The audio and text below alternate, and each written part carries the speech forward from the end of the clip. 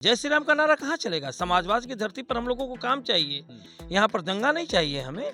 हम लोग सौहार्दपूर्ण वातावरण में रहते हैं। जब जब भारतीय जनता पार्टी एक बार मौका मिला तो यहाँ समाज, पूरे गांव के हर समाज को लड़ाने का केवल काम किया गया। रामगढ़ का उपचुनाव इस समय एक ऐसे मोड़ पर है जहां एक जाति के संघर्ष सामने आ रही है। संघर्ष इसलिए कि सबसे बड़ी अगर कोई वोटर के रूप में यहाँ जाति है तो राजपूत समाज है, और वो किस तरफ जाता है, किसको पसंद करता है, ये महत्वपूर्ण है। मैं आपको बता दूं कि जातिगत आधार पर अगर बात किया जाए तो राजपूत समाज से आरजेडी के कैंडिडेट भी आते हैं, राजपूत समाज से भारतीय जनता पार्टी के कैंडिडेट आते हैं। ऐसे में ये जात किस हिसाब से देखती है और किस तरफ जाती है, कौन किसका पलड़ा भारी होता है, वो जानने के लिए मैं इस समय रामगढ़ के एक गांव में खड़ा हूं, और उस गांव का नाम क्या होगा? इसरी। और इसरी के लोग यहाँ पर हैं, वो राजपूत समाज से आते हैं। हम उनसे जानने का प्रयास करें कि इस बार के उपचुनाव को आप किस हिसाब से देखते हैं, क्योंकि आपके पास दो राजपूत कैंडिडेट हैं। देखिए, सर्वप्रथम तो आपको मैं धन्यवाद देता हूं कि आप लोग इस तरीके से न्यूट्रल होकर हम लोगों के बीच में, वोटर के बीच में आप आकर इंटरव्यू ले रहे हैं, जानने की कोशिश कर रहे हैं। इसके लिए मैं पुनः आपको धन्यवाद देता हूं। धन्यवाद के संग संग ये देखिए, रामगढ़ विधानसभा शुरू से अगर इतिहास में जाइएगा तो ये समाजवाद की धरती रही है। यहाँ पर वही आदमी सदैव जीता है जो लोगों के बीच में रहकर उनके सुख दुख में काम किया हो और रामगढ़ के विकास को सदैव इंगित करता रहा हो। उसके लिए सुख और चैन रामगढ़ का विकास है, ना कि उसके घर का। यहाँ पर अगर उस तरीके से देखिएगा तो सोहका परिवार, जो कि वर्तमान में ये सीट सुधाकर सिंह को, जो हम लोग विधायक के रूप में जिताकर भेजे थे विधानसभा में आपके, उनको हम लोगों ने पुनः एक बार इस समय सांसद बनाया। रामगढ़ के लोगों ने और 5 विधानसभा के और लोगों ने सांसद बनाकर जब भेज दिए तो ये सीट तो वास्तव में अगर कहिएगा तो ये उनका ही है। कार्यकाल 8 महीने का जी या 1 साल का। और पूर्व विधायक जो हम लोगों के बीच में, वो भी राजपूत हैं, हम लोगों के भाई हैं, लेकिन वो पार्टी को छोड़कर उनके पास अपना कहने के लिए कुछ भी नहीं है। पार्टी खाली बस वही जय श्री राम का नारा, हिंदुइज्म और मुस्लिम। नहीं चलेगा इस बार जय श्री राम का नारा? जी नहीं चलेगा। जय श्री राम का नारा कहाँ चलेगा? समाजवाद की धरती पर हम लोगों को काम चाहिए। यहाँ पर दंगा नहीं चाहिए हमें। हम लोग सौहार्दपूर्ण वातावरण में रहते हैं। और यहाँ पर जगदानंद सिंह ने, एक समय था कि 1980 से लेकर 85 का समय आप लोग देखे होंगे, राइफल और बंदूक का समय था। उन्होंने कलम का सिपाही बनाकर मुझे प्रेषित किया। लेकिन सबसे बड़ी बात है, जगदानंद सिंह पर यह आरोप लग रहा है कि वो इस जो सीट है उसको वंशवादी बना दिया है। मतलब उन्हीं के वंश का कोई अगर रहेगा तो ही उस सीट पर जीत पाएगा। मैं इस बात को बार बार खंडन करता हूं और दुख होता है ये कहते हुए कि जो लोग आरोप लगा रहे हैं वो अपने गिरेबान में झांक कर नहीं देख रहे हैं। 2009 में जब जगदानंद सिंह विधायक से सांसद बने पब्लिक के मैंडेट से, तो उन्होंने वंशवाद के नारा को आगे नहीं बढ़ाया। उन्होंने अपने पार्टी के एक सिपाही को, जो कि जिला का अध्यक्ष था राजद का, उसको उन्होंने अपनी सीट दी और दिन रात प्रयास कर कर उन्होंने विधायक बनाया। और पुनः 1 साल के विधायक के बाद जब फिर फ्रेश चुनाव हुआ 2010 का, तो 2010 में भी वो अपने लड़के को, जो कि सांसद, कोई लड़का ही है आता है। देखिए, डेवलपमेंट मुद्दा है कि नहीं इस बार, मानते हैं?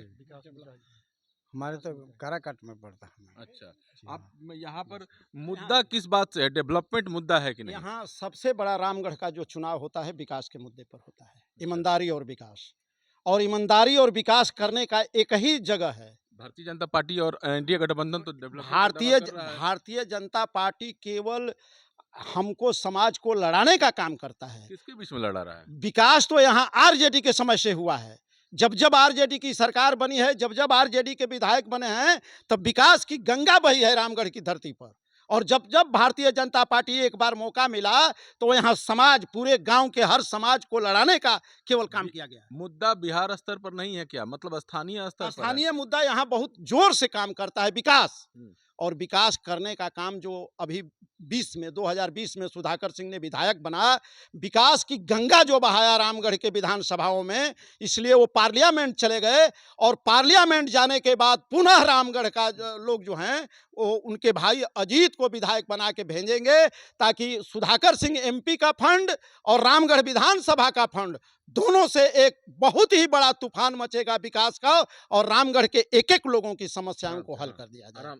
तो सबसे बड़ी बात है कि देखिए आप लोग अभी समाज में मतलब पिछली अगर लड़ाई देखा जाए तो 189 वोट से सुधाकर सिंह जीते थे, तो लड़ाई तो टसल वाली है ना, बट रहे हैं आप लोग भी। नहीं बटेंगे काहे लिए?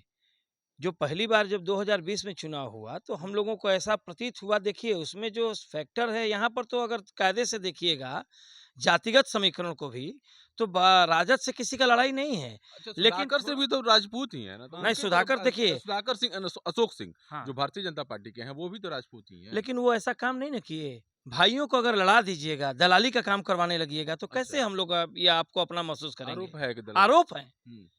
आरोप उनके ऊपर सिद्ध हो गया है लेकिन रामगढ़ में। आप लोगों में जैसे कि कई कुरी की बात चलती है, वहाँ पर वो भी अब चर्चा में आ चुका है कि भाई सुधाकर सिंह हैं इस कुरी से हैं, अशोक सिंह उससे हैं, तो मतलब ये क्या है? नहीं देखिए, यहाँ पर हम लोगों का रामगढ़ विधानसभा जो है वो 3 अंचल से बना हुआ है। अच्छा। पहला अंचल है दुर्गावती अंचल, दूसरा है रामगढ़ अंचल और तीसरा नुआव अंचल है। 3 अंचल को मिलाकर ये रामगढ़ विधानसभा का गठन है। तो 3 अंचल में दुर्गावती अंचल जो है वहाँ पर हमारे जो है नागवंशी राजपूत का है, वहाँ पर ज़्यादा लोग हैं। फिर बीच में जब रामगढ़ आप आते हैं तो मड़ौरी हम लोग ऐसे बोलते हैं बोलचाल की भाषा में, मड़वर राजपूत जो मारवाड़ से माइग्रेट कर हम लोग आए हैं यहाँ पर। उस समय तो ये हम लोग राठौर वंशज हैं। अच्छा, राठौर में ही सुधाकर सिंह भी तो राठौर ही हैं। सुधाकर सिंह भी राठौर वंशज के ही हमारे भाई हैं, अशोक सिंह और अशोक सिंह भी राठौर वंशज के ही हमारे भाई हैं। असल लड़ाई राठौर में ही है। राठौर में ही है। अब इधर से फिर जब नुआव की तरफ जाइएगा तो वहाँ पर सिकरवाल वंश के लोग हैं और राय लोग भी हैं, भूमिहार लोग भी। तो ये तीनों वंशज के जो राजपूत हैं वो 5 साल के कार्यकाल को विधायक जी के जो पूर्व, अब वर्तमान में जो हमारे भारतीय जनता पार्टी के जो प्रत्याशी हैं अशोक भाई, उनको उनके 5 साल के कार्यकाल को देखा है उन्होंने। देखने के बाद देखिए कहीं न कहीं वो तीसरे नंबर पर चले गए। मोदी के तूफान में भी अगर तीसरे नंबर पर भारतीय जनता पार्टी जाती है तो ये बंटी सिंह मैं नहीं बोल रहा हूँ खाली, ये पूरे विधानसभा के लोगों ने बोला कि 2200 वोट से उनको पीछे यहाँ कर पर दिया। जो एक तरह से कहा जाए तो सिक्का चलता है जगता बाबू का और वो साफ दिखाई पड़ रहा है, लेकिन मुद्दा अगर बात किया जाए तो केवल जातिगत है कि कुछ और भी है? जातिगत नहीं है। आप पूर्व सिंचाई मंत्री जगदा बाबू के कार्यकाल को देखेंगे तो हम अभी अगर तुलना करें सुशासन के सरकार से तो यही बोलेंगे कि वो दिन लौटा दो, जो पुराना जगदा बाबू वाला जो दिन था वो लौटा दो। चाहे किसानों की समस्या हो, स्वास्थ्य की समस्या हो या शिक्षा की समस्या हो। यहाँ अभी किसानों की जो समस्या है, हम लोग धान अभी काट कर करके दरवाजे पर रखेंगे, कोई नहीं पूछेगा। पैक्स वाला धान ले जाएगा औने पौने दाम पे, वो देगा नहीं देगा वो अलग बात है। उस वक्त धान कटा और आ करके व्यापारी आते थे और उठा के ले जाते थे। शिक्षा के में हाई स्कूल हो, ग्राम भारती महाविद्यालय हो, वहाँ मतलब एजुकेशन में इतना काम हुआ है कि अब आपको क्या बताएं, अभी कुछ नहीं है। तो यही सब मुद्दे हैं। और शिक्षा मतलब मुद्दाएं शिक्षा भी हैं और सारा कुछ जगता बाबू पर डिपेंड करता है, मतलब आज भी उन्हीं का चल रहा है। बिल्कुल चल रहा है। पुराने नेता हैं, समाजवादी नेता हैं, विकास किए। वो उस समय लालू जी के सरकार में किसी चीज़ की कमी होती थी तो वो रामगढ़ के लिए जो है इंतजार नहीं किए, इंतजाम किए जगदा बाबू। आज रामगढ़ विधानसभा में 42 हाई स्कूल है, 42 उच्च विद्यालय है, 4-4 डिग्री कॉलेज है। और सुधाकर सिंह जो एमपी विधायक बने तो यहाँ ऑक्सीजन प्लांट लगवाए, हर उच्च विद्यालयों में 2-2 करोड़ रुपया खर्च करके नई बिल्डिंग बनवाए, 350 सड़क बनवाए। और जो प्राइमरी विद्यालय है और मध्य विद्यालय है उसमें भी काफ़ी उन्होंने विकास किया। और जो मुस्लिम वर्ग सर एक चीज जो जनता वहां पर देख रही है, यहाँ जो लोग देख रहे हैं वो कह रहे हैं कि मतलब पीढ़ी दर पीढ़ी केवल उन्हीं खानदान रहेगा और कोई सामने नहीं आएगा। नहीं, अरे ऐसे कहीं बात कर रहे हैं। उन्होंने अमिका यादव को 2010 में 2009 में जब सांसद हो गए तो उन्हीं के पार्टी के झंडा डंडा धोने वाले अमिका यादव थे, उनको एमएलए बनाए 9 में। फिर फ्रेश चुनाव में 10 में चुनाव हुआ तो उनको एमएलए बनाए। और उस समय भारतीय जनता पार्टी से चुनाव लड़ रहे थे। यही जो उनके बेटा हैं सुधाकर सिंह जो एमपी हैं, वो भारतीय जनता पार्टी से चुनाव लड़ रहे थे और उनको रौंद कर और अमिका यादव को विधायक बनाए जगदानंद सिंह। आप लोग भी युवा हैं, आप लोग भी मन में यही चलता है क्या कि क्या वाकई मतलब ये पीढ़ी दर पीढ़ी जो एक ही समाज के एक ही मतलब एक ही परिवार से लोग आ रहे हैं, परिवारवाद हावी है, कुछ नया नहीं है मतलब डेवलपमेंट को लेकर? बात यहाँ पे परिवारवाद की नहीं है, ये समाजवाद की धरती है। और रही बात परिवारवाद की, यहाँ नेता चुने जाते हैं, है ना, कि परिवार के कोई सदस्य, तो समझ उसी रहे हैं? परिवार से नेता आएंगे? कोई ये मतलब ये समाजवाद के पुरोहित हैं, जो जगदा बाबू हैं। और रही बात हमारे जो प्रत्याशी हैं अजीत सिंह, वो एक जमीन से जुड़े हुए नेता हैं, पढ़े लिखे नेता हैं, और एक इंजीनियर भी हैं वो। हाँ, और रही भी तो खड़े हैं। हाँ, वो भी खड़े हैं। उनके जो विपक्ष में हैं लोग, वो लड़ने की हैसियत में नहीं है। अशोक सिंह। हाँ, कोई भी हो। हम्म। और इसीलिए पूरे 40 से 45 मंत्री विधायक सबका जुमावड़ा लगा है एक को मतलब लड़ने के लिए, एक से, जिनका नाम है सुधाकर सिंह। सारा कहानी सुधाकर सिंह पर है। हालांकि ये राजपूत समाज है और राजपूत समाज के लोग सीधे सीधे जगता बाबू की बातें करते हैं, उनका डेवलपमेंट की बातें करते हैं।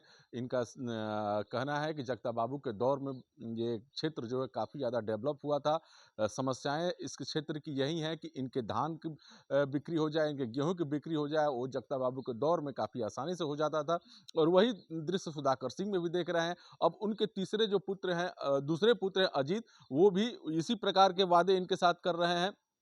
ऐसे में अब ये जो लड़ाई है वो 13 तारीख को किस करवट बदलती है, क्योंकि अशोक सिंह के जो भारतीय जनता पार्टी के, उनके द्वारा भी ये भी कहा जा रहा है कि ये हमारे साथ समाज के साथ है और इस बार हम जीत रहे हैं। ऐसे में किस करवट ये लड़ाई 13 तारीख को बदलती है, परिणाम कैसा आता है, ये बड़ी दिलचस्प होगा। कैमूर से बिहार तक के लिए पुष्पेंद्र पांडे।